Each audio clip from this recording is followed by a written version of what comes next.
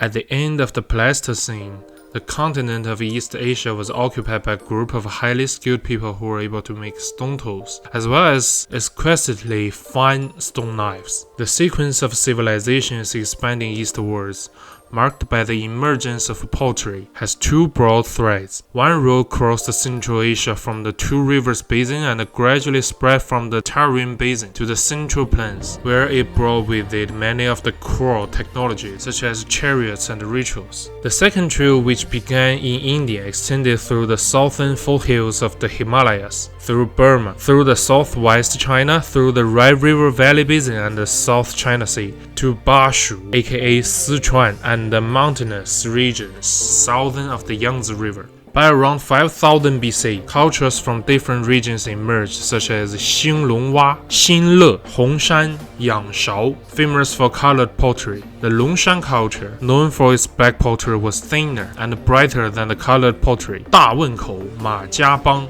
Hemudu, etc. The earliest discovery of the Yangshao culture site was made by Westerner G.G. Anderson, who in 1920 found and immediately judged that both the painted pottery and the cave sealed with ground stone tools came from West Asia. 6,000 years ago, pre-Yangshao culture, the village is small, is an independent living unit. House building or the center around, or neat joint rows. May and other villages treat intermarriage, but solidly the collective self-governing life of the village has its own defense system. The village between the outbreak of conflict from the time to time. The grave arrows or decapitated bones are their own side of the battle death of the warriors, and captured the enemy will be executed and thrown into the rubbish pits, and there may have been bits and pieces of bone thrown around the village and beyond. Then came the larger body politic, the tribe. There were thousands of people with hereditary headmen and councils of a village, aka clan,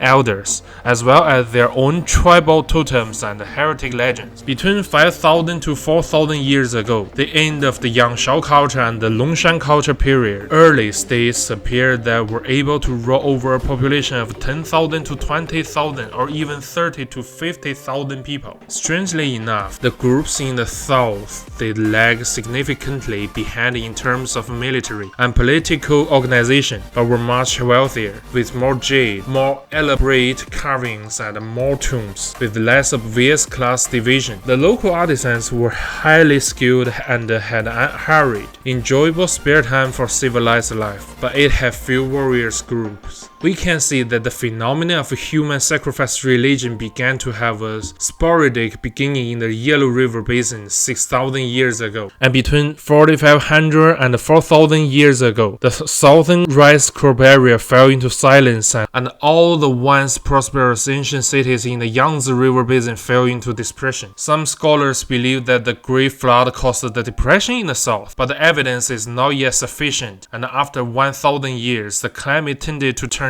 colder. The Yellow River Basin, on the other hand, began to enter the Longshan culture stage, and many scenes of intertribal conflicts or wars appeared all over the region, as evidenced by the bones of mass executions and the city defenses of rammed earth of masonry, and so on. In the ancient city of Wangchenggang in Henan province, there are 13 human foundation pits in the rammed earth of the palace, each of which contains a number of bones. In Hougang, Anyang, Henan province, 39 modest houses were excavated, and 27 children sacrificed themselves to lay the foundations, indicating that children were popularly used to lay the foundations for the construction of houses here. In the east gate of the ancient city of Shenmu, Shiqi in Shanxi, there are at least 5 human head foundation pits, with nearly 100 heads of young women buried. Shanxi Xiangfen Taosi, ancient kingdom of the palace area, also has human head foundation pits. Ruicheng Qingliang Temple cemetery buried a large number of martyrs. In addition, in some tribal level settlements, there are also sites where multiple people were killed together. Such pits have found from Hebei and Henan to Shanxi,